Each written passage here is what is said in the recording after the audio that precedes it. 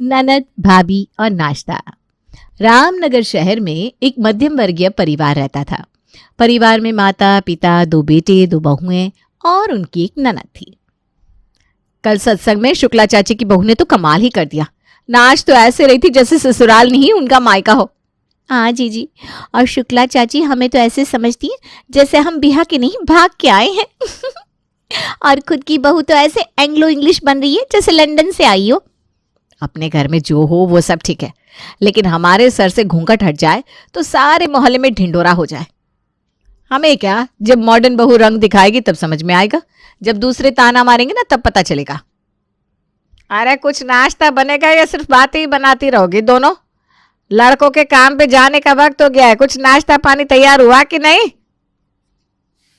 दोनों भाभीियों के ऊपर एक दिन घर छोड़ दो तो सुबह का नाश्ता रात को मिले।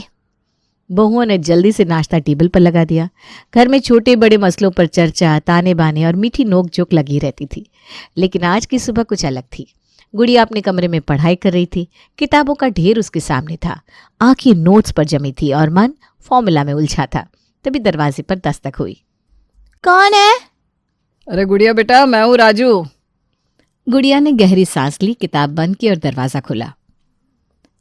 अरे राजू भैया, इस वक्त सब ठीक तो है? हाँ, बस वो बैंक का एक फॉर्म भरना था। तू तो जानती है हमको ये सब समझ में नहीं आता। सोचो एक बार गलत फॉर्म भर दिया तो बैंक वाले ऐसे घूरेंगे जैसे मैंने उनकी पूरी तिजोरी खाली कर दी हो। एक बार मुझसे फॉर्म गलत हो गया था, बैंक वालों ने मुझे 1 हफ्ता बैंक के चक्कर लगवाए, लेकिन मेरा काम फिर भी नहीं हुआ। तब तेरे पिताजी को लेके गया, उन्होंने दोबारा फॉर्म लेके भर के जमा करा के मेरे पैसे निकलवाए। तो बस मेरा इतना सा काम करते, फॉर्म भर दे, वरना ये बैंक वाले दौड़ा दौड़ा के मेरी जान आधी कर देंगे। गुड़िया की नजरें किताबों पर गई। उसे आज बहुत पढ़ाई करनी थी, लेकिन फिर राजू के चेहरे की बेबसी देख उसे मना करने की हिम्मत नहीं हुई।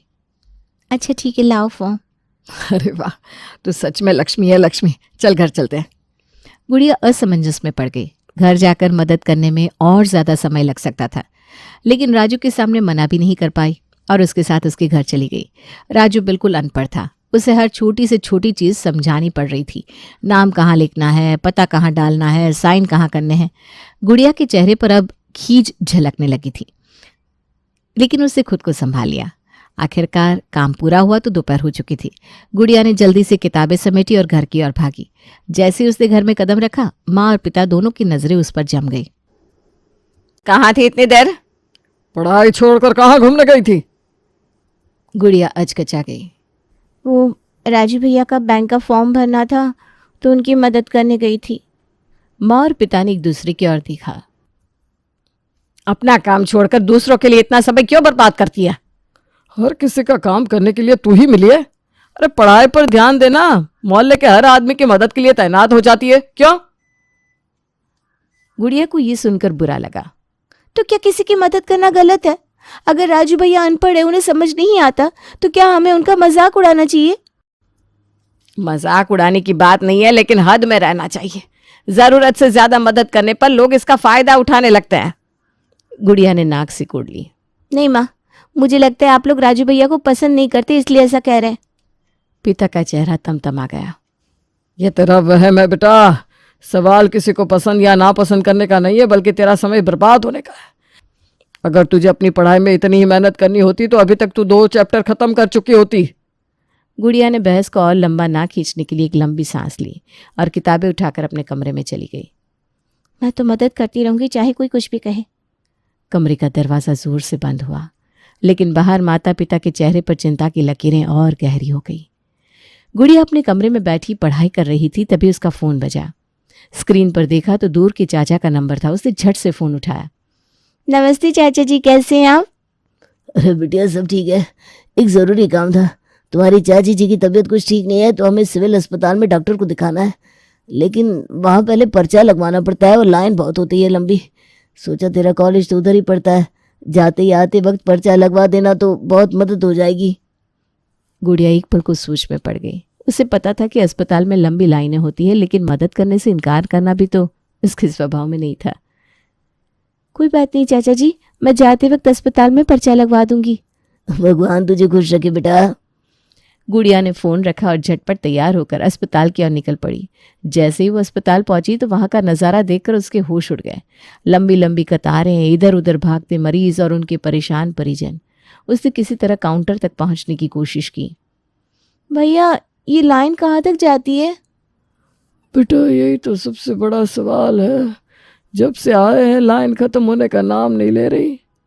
गुड़िया ने लंबी सांस ली और लाइन में लग गई। 1 घंटा बीत गया, फिर दूसरा। हर बार जब उसकी बारी आने लगती कोई ना कोई आकर बहस करने लगता। डॉक्टर का स्टाफ अंदर चला जाता या सिस्टम धीमा पड़ जाता। हे भगवान, ये अस्पताल है या सरकारी बाबुओं का दफ्तर? आखिरकार 2 घंटे बाद उसका नंबर आया और उसने बड़ी मुश्किल से चाचा जी के लिए पर्चा बनवाया। लेकिन अब तक बहुत देर हो चुकी थी। कॉलेज जाने का कोई मतलब नहीं रह गया था। निराश होकर वो घर लौट आई। जैसे ही वो घर में घुसी उसकी माँ रोहिणी और पिता नरेंद्र के चेहरे पर गुस्से की लकीरें गहरी हो गई। फिर से तो अपने काम से ज्यादा दूसरों के काम में उलझ गई। कॉलेज गई थी? नहीं पापा, वहाँ बहुत भीड़ थी तो देर हो गई इसलिए। हाय राम, ये लड़की हमारी कोई बात समझती नहीं। फिर से पढ़ाई की जगह दूसरों का बोझ उठाने चली गई।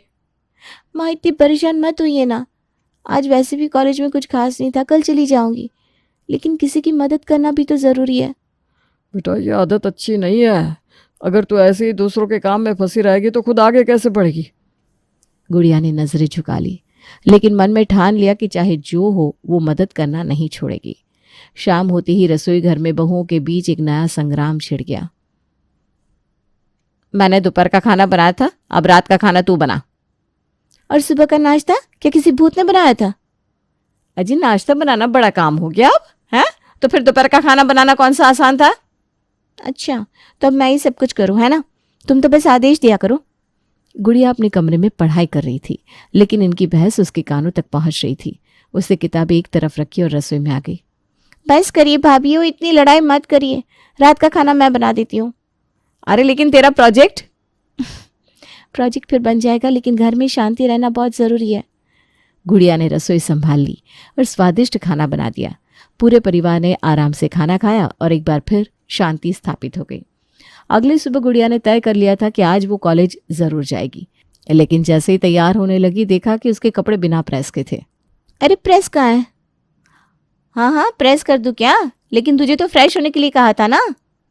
गुड़िया को समझते देर न लगी कि भाभी उसे बेवजह देर करवा रही है। हाय भगवान, आज फिर लेट हो जाऊंगी। वो झटपट प्रेस करने लगी और फिर कॉलेज चली गई। लगता है भगवान ने ठान लिया है कि मेरी पढ़ाई से ज़्यादा दुनिया की सेवा ज़रूरी है। उसके मन में एक सवाल घूम रहा था, क्या वो कभी अपनी पढ़ाई को प्राथमिकता दे पाएगी या हमेशा दूसरों की मदद में उलझी रहेगी? अब जब गुड़िया जैसे ही कॉलेज से घर आई, चेहरे पर थकान साफ झलक रही थी। पैरों में जैसे जान नहीं थी और दिमाग में यही चल रहा था कि अब जाकर थोड़ी देर आराम करेगी, कुछ पढ़ाई कर लेगी। लेकिन जैसे उसने दरवाज़ा खोला, छोटी भाभी गौरी बिजली की तरह उसके सामने आ गई। हाय गुड़िया, तू आ गई? मैं कब से तेरा इंतज़ार कर रही थी। क्या हुआ भाभी? ये देख मेरे बाल कैसे उलझ गए। इतने दिन हो गए एक ढंग का कंडीशनर नहीं किया। अब कंघी करने बैठो तो ऐसा लगता है जैसे जंगल में भटक गई हूँ। भाभी थोड़ा तेल लगा लो ना, आराम से सुलझ जाएंगे। हाँ, जैसे मुझे पता नहीं ना, लेकिन असली समस्या तो मेरी मेकअप किट है। ये देख सब कुछ पुराना हो गया है। अगर कुछ भी उठाकर लगा लिया तो सुंदर लगने की जगह भूतनी लगने लगूंगी। भाभी भूतनी तो नहीं लगोगी, पर हाँ मैं मेकअप कर दूँ तो तुम सबसे सुंदर जरूर लगोगी। अरे यही तो मैं चाहती हूँ, मायके जाऊंगी तो सब मुझसे जलने चाहिए। बस तू अपने हिसाब से कुछ बढ़िया सा मेकअप कर दे। गुड़िया पहले से ही थकी हुई थी, लेकिन भाभी की खुशामद को वो टाल नहीं सकी। उसने पूरा ध्यान लगाकर गौरी का मेकअप किया। जब तैयार होकर गौरी आईने में खुद को देखने लगी तो उसकी खुशी का ठिकाना नहीं था।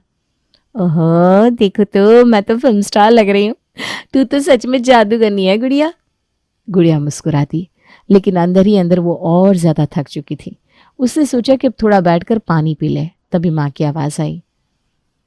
अरे गुड़िया, फ्री हो गई क्या? मैं कब से तेरा इंतजार कर रही थी। गुड़िया ने सिर पकड़ लिया। अब क्या हुआ माँ? चल जल्दी से मेरे हाथों में ना मेहंदी लगा दे। एक हाथ में तो लगती नहीं और 2 हाथों में कैसे लगाऊं?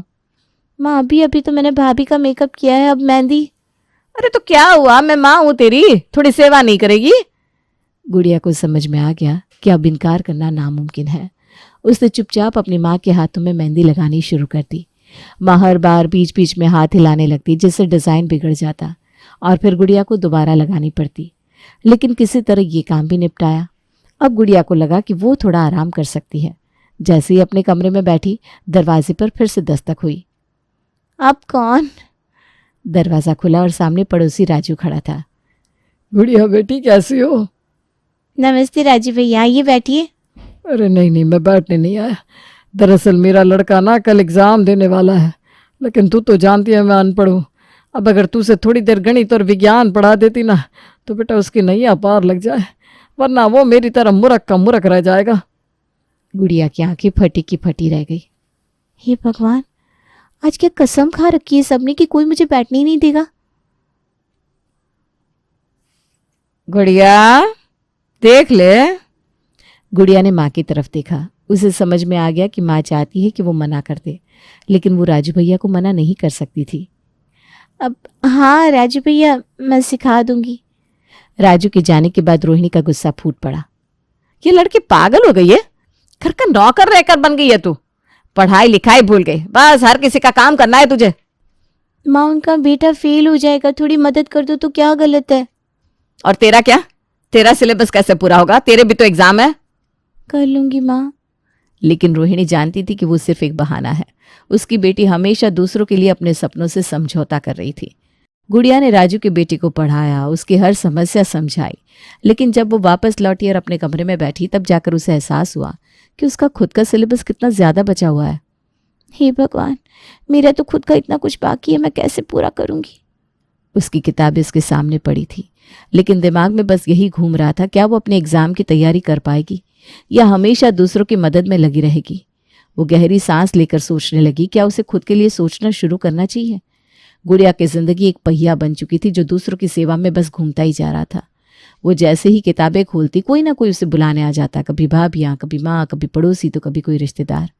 आज भी कुछ ऐसा ही हुआ। गुड़िया ने ठान लिया था कि वो पढ़ाई करेगी, अपने एग्जाम्स की तैयारी पूरी करेगी, लेकिन जैसे उसने किताब खोली, बड़ी भाभी कविता और छोटी भाभी गौरी कमरे में घुस आई। अरे गुड़िया चल ना, मार्केट चलते हैं, नई साड़ियाँ आई हैं, हमें देखनी है। हाँ हाँ, और तू भी ना अपने लिए कुछ ले लेना, इतनी पढ़ाई कर करके तू तो संत बन गई है, थोड़ी दुनिया भी देख लिया कर।